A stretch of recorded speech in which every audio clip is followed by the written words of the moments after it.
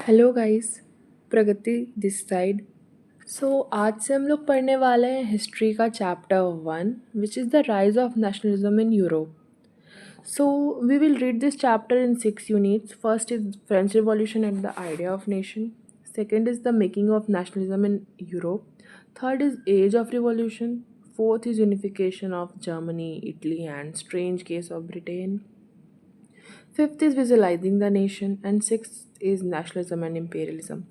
So हम लोग इस चैप्टर को यूनिट वाइज पढ़ेंगे। फर्स्ट लेक्चर में आज हम लोग ये 2 यूनिट्स कवर करेंगे जिसमें है French revolution and the idea of nation and the second unit is the making of nationalism in Europe. We will summarise this lengthy chapter in short lectures so that आप लोग भी bore नहीं होगे पढ़ते पढ़ते, नहीं तो हिस्ट्री इज़ सो बोरिंग ना. Okay, so let's come to our first topic which is French Revolution. French revolution था क्या? तो मीन्स कि फर्स्टली फ्रांस में ना मोनार्क रूल किया करते थे. मोनार्क मीन्स कि जो राजा होते थे, रानियाँ होती थीं, जो रॉयल क्लास होते थे, जो एरिस्टोक्रेट्स होते, मीन्स एलीट क्लास एक तरह से बोलें तो. ओके, तो उसके बाद वहाँ पे कॉन्स्टिट्यूशनल मोनार्की आई.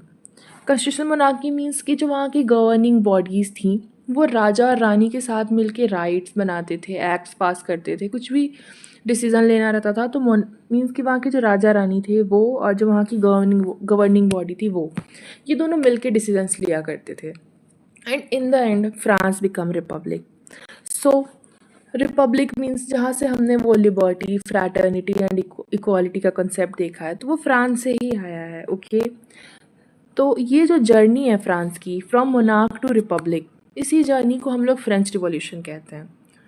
जैसे हमने इंडिया में देखा था कि जब हमारे इंडिया इंडिपेंडेंट हुआ था देन बहुत सारे जो फ्रीडम फाइटर्स थे like Subhash Chandra Bose, Bhagat Singh and etcetera, तो वो लोग थे. तो उसी तरह जो फ्रांस में रिवॉल्यूशन हुआ था तो उसमें भी कुछ रिवॉल्यूशनरीज थे, उन्हें हम लोग रिवॉल्यूशनरीज कहते हैं. जो फ्रेंच रिवॉल्यूशनरीज, उन्होंने बहुत सारे ऐसे स्टेप्स लिए थे जिनके कारण वहाँ के जो पीपल्स थे फ्रांस के, उनके बीच में ना sense of collective belonging, means कि उनके बीच एक यूनिटी की भावना, एक उनके दिमाग में ऐसा थॉट आया उनके माइंड में कि हाँ हम लोग एक हैं. जैसे हमारे इंडिया में यूनिटी का कंसेप्ट है, unity in diversity, just like that उसी तरह फ्रांस के लोगों में भी ना एक सेंस ऑफ कलेक्टिव बिलोंगिंग आई. ओके, सो अब हम लोग देखते हैं कि फ्रेंच रिवॉल्यूशनरीज जो थे उन्होंने ऐसे कौन कौन से स्टेप लिए थे.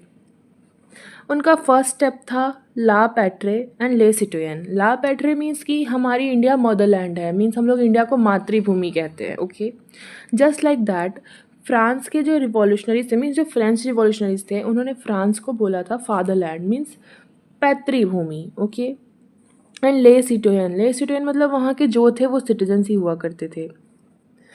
तो ये दोनों जो उन्होंने स्टेप, ये जो मतलब दोनों कॉन्सेप्ट उन लोगों ने प्रोपेगेट किया था, तो इसके कारण वहाँ के जो लोग थे ना, वहाँ की जो कम्युनिटी थी वो इक्वल राइट्स एंजॉय कर रही थी, मीन्स जो यूनाइटेड थे जो लोग. ये ला पैट्रे का कंसेप्ट तो समझ आ गया होगा आप लोग को. जस्ट लाइक कि हमारे इंडिया में मदरलैंड का कंसेप्ट है, मातृभूमि, इस तरह फ्रांस में जो था उन लोगों ने फादरलैंड का कंसेप्ट प्रोपेगेट किया था. एंड उनका सेकेंड स्टेप था ट्राई कलर फ्लैग. तो न्यू ट्राई कलर फ्लैग, जैसे हमारे इंडिया में ट्राई कलर फ्लैग है हमारा तिरंगा झंडा, उसी तरह उनका भी एक नया ट्राई कलर फ्लैग उन लोगों ने इंट्रोड्यूस किया. उसके बाद वहाँ के जितने भी रीजनल लैंग्वेजेस थे उन सबको हटा दिया, सारे लैंग्वेज क्लियर करके उन लोगों ने बोला कि हमारा एक ही नेशनल लैंग्वेज होगा जो कि है फ्रेंच. ओके, उन लोगों ने सारे लैंग्वेज को हटा के सिर्फ फ्रेंच को प्रमोट किया. ओके, आफ्टर दैट उन लोगों ने एक नया नेशनल एंथम भी बनाया. जैसे कि हमारे इंडिया में है कि जब भी नेशनल एंथम बजता है हम लोग सब खड़े हो जाते हैं एक साथ अटेंशन मोड में, जस्ट लाइक दैट वहाँ के भी लोगों के बीच में एक यूनिटी की भावना आ सके, उसके लिए उन लोगों ने एक वहाँ का नया नेशनल एंथम बनाया. Third, this are fifth point. Okay, fifth में था कि वहाँ के जो स्टेट जनरल हुआ करते थे जो कि सारे डिसीजंस या पॉलिसी मेकिंग का काम करते थे, वो पहले ऐसे ही जो एजुकेटेड होते थे उन्हें वो लोग उठा के उस चेयर पे बैठा देते थे कि आप यहाँ बैठो एंड आप हमारे लिए रूल्स बनाओ, रेगुलेशंस बनाओ, हम लोग कैसे रेगुलेट होंगे. बट जब से ये फ्रेंच रिवॉल्यूशनरीज ने ये स्टेप लिया कि उन्होंने ना बोला कि हम लोग स्टेट जनरल को इलेक्ट किया करेंगे.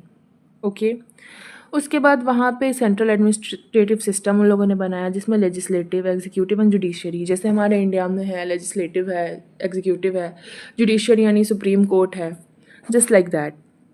फिर उन्होंने बोला कि हमारे यहाँ एक प्रॉपर मेजरिंग यूनिट होगी। मेजरिंग यूनिट मतलब कि हम लोग ना हर चीज़ को इक्वली नापेंगे, मीन्स उसकी एक फिक्स्ड वैल्यू होगी, चाहे वो वेट में हो या मेज़र में हो। जैसे कि हम लोग वहाँ का था कि वो लोग किसी दुकान में गए तो वहाँ पे मान लो 3 मीटर कपड़ा है, तो वो इतना बड़ा, मतलब एक तरह से तुम्हारा सपोज़ इतना बड़ा दे रहा है, ओके। एंड कहीं और गए तो वो लोग और छोटा दे रहे। तो ये जो डिफरेंस था ना इन दोनों के बीच, ये ना रहे, इसलिए उन लोगों ने एक सिमिलर मेजरिंग यूनिट बनाई, ओके। सिमिलर मेजरिंग यूनिट मतलब एकदम इक्वल फिक्स्ड वैल्यू रखा उन लोगों ने उसका, जिसे स्टैंडर्ड सिस्टम बोलते थे। फिर उन वहाँ के जो आर्मी थी फ्रांस की, ओके, जो फ्रेंच आर्मी थी, उन्होंने रिपब्लिक का आइडिया हर जगह स्प्रेड करना स्टार्ट किया।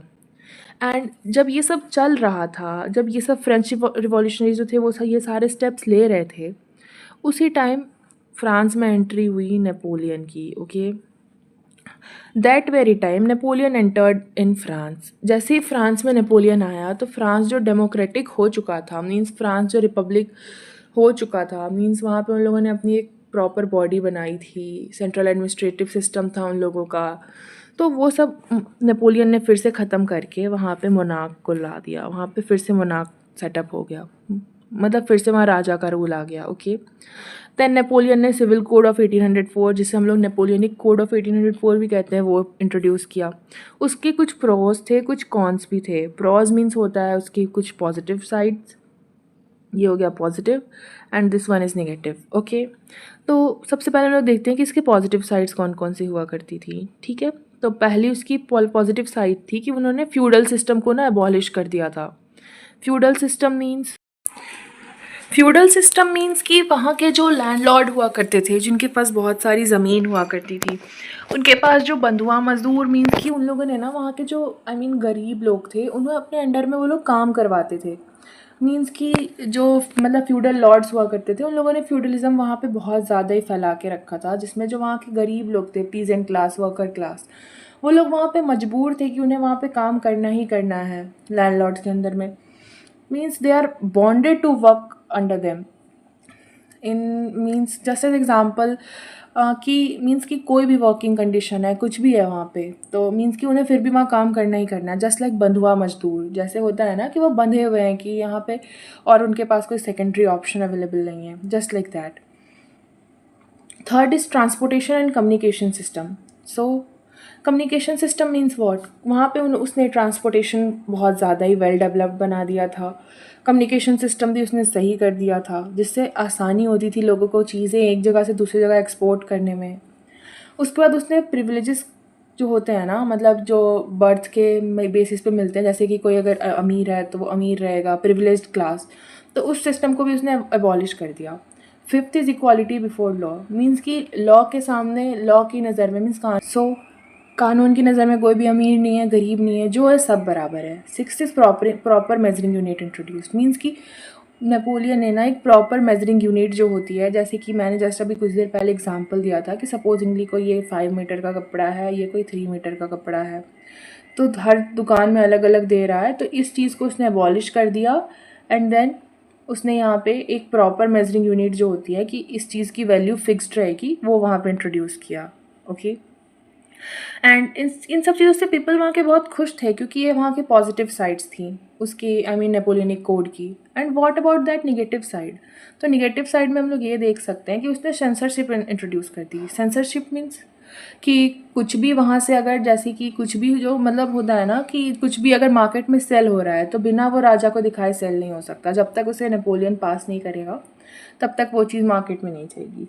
उसके बाद उन्होंने वुमेन को कोई वोटिंग राइट नहीं दिए, ओके। नेपोलियन ने बोला कि वुमेन को कोई राइट नहीं है, एंड ये उसके कॉन्स में आता था। कॉन्स मीन्स ये हो गई उसकी negative sides.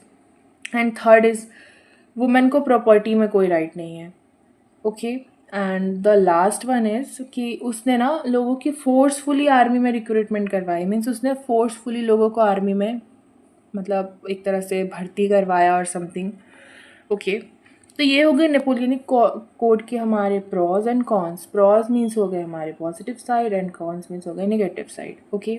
So let's move to our second topic, which is the making of nationalism in Europe. So at least मतलब मिड 18th सेंचुरी में जो यूरोप था उसमें कोई नो नहीं, मतलब कोई भी नेशन स्टेट एग्जिस्ट नहीं करता था, मतलब उनके बीच में कोई भी यूनिटी की भावना नहीं थी। वो लोग ऐसा नहीं सोचते थे कि हम लोग एक हैं एक्सेट्रा एक्सेट्रा। मीन्स यूरोप ना अलग अलग कंट्रीज़ में बटा हुआ था। ओके, तो सब अपना अलग अलग रहते थे।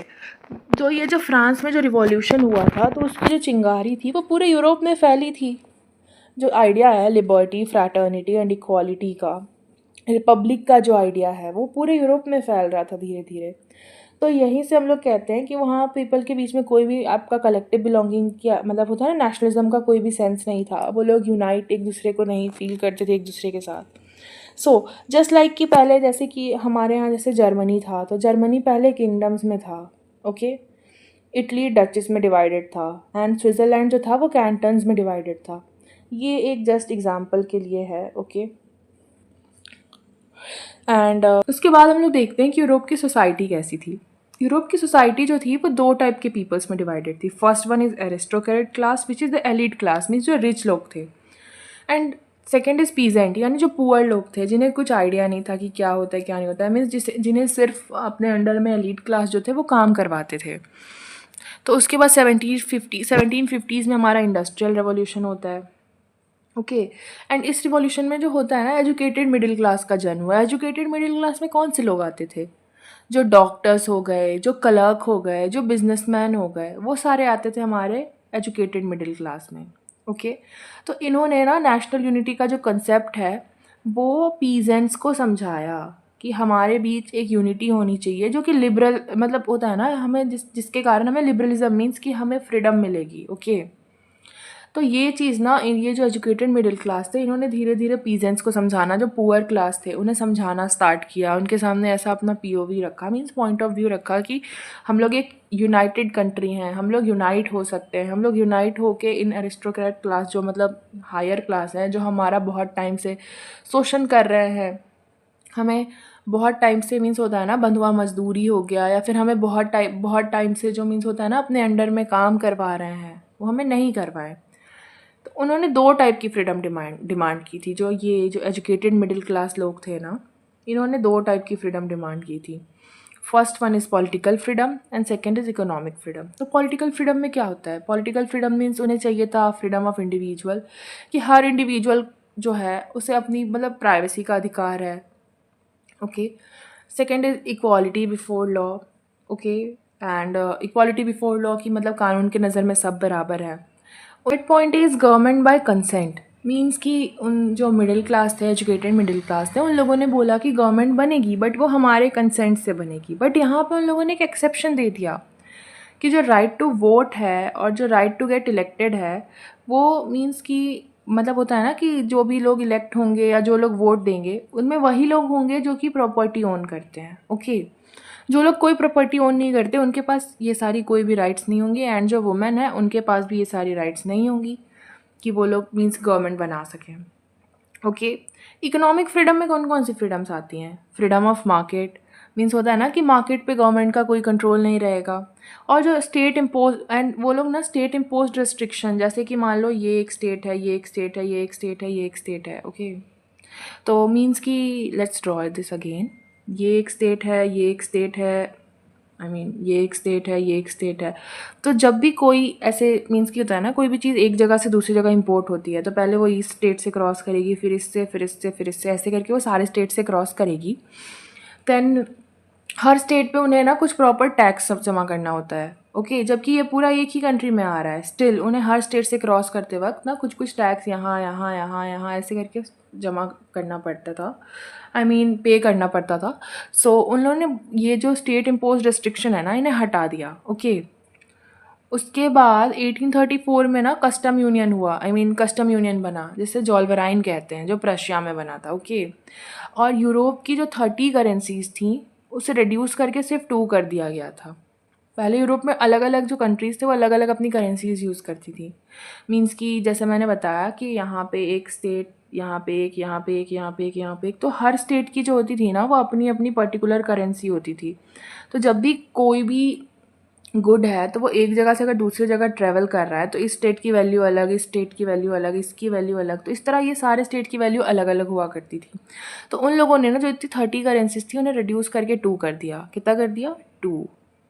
सो यहाँ पे इनके सारे ये सब ख़त्म हो गए। तो मीन्स कि इन शॉर्ट अगर बोला जाए तो जो जो पीजेंट्स क्लास थे उनके बीच में जो नेशनल यूनिटी की जो भावना थी वो किसने डेवलप की? Educated middle class. इन लोगों ने बताया पीजेंट्स को कि तुम्हारे साथ एक्सप्लॉयटेशन हो रहा है, तुम्हें ये लोग यूज़ कर रहे हैं, तुम्हारा शोषण हो रहा है।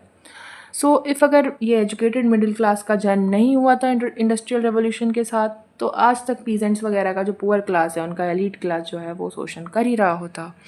तो यहाँ से जो नेशनल यूनिटी का जो कंसेप्ट प्रोपेगेट हुआ था उससे आया लिबरलिज्म निकल के। लिबरलिज्म मीन्स की जो फ्रीडम वाला हो गया, मीन्स की जो लिबरलिज्म जो है वो लिबर वर्ड से बना हुआ है। लिबर मीन्स होता है टू फ्री, मीन्स की जो गरीब हैं, जो पीजेंट्स हैं, उन्हें चाहिए फ्रीडम। ओके, तो यहाँ से जो नेशनलिज्म की जो भावना है वो इन लोगों के बीच डेवलप हुई। एंड इसमें किसने हेल्प की? पीजेंट्स और पुअर क्लास की, एजुकेटेड मिडिल क्लास ने। So this is our first and second unit, and there is an last topic left, which is Battle of Waterloo. Okay, तो बैटल ऑफ वाटरलू क्या था? Battle of Waterloo means कि वो battle of Waterloo दो लोगों के बीच हुआ था। एक प्रैब कंट्रीज थी एंड नेपोलियन बोनापार्ट। प्रैब कंट्रीज में कौन आते हैं? Prussia, Russia, Austria and Britain, जिसमें नेपोलियन बोनापार्ट की हार हो गई थी। एंड प्रैब कंट्रीज़ ने ना अपना कंजर्वेटिव्स जो होता है ना, प्रैब कंट्रीज जो थी वो कंजर्वेटिव्स हुआ करती थी, उन्हें चाहिए था मोनार्कियल सिस्टम। ओके, तो इन्होंने यहाँ पे कंजर्वेटिज्म का कंसेप्ट प्रोपेगेट किया था। कंजर्वेटिव्स कौन होती हैं? जिनका ओल्ड स्कूल वाला थॉट होता है, ओल्ड ट्रेडिशन होता है, ओल्ड बिलीफ होता है, जो मोनार्की को सपोर्ट करते हैं, जो चर्च वगैरह को सपोर्ट करते हैं।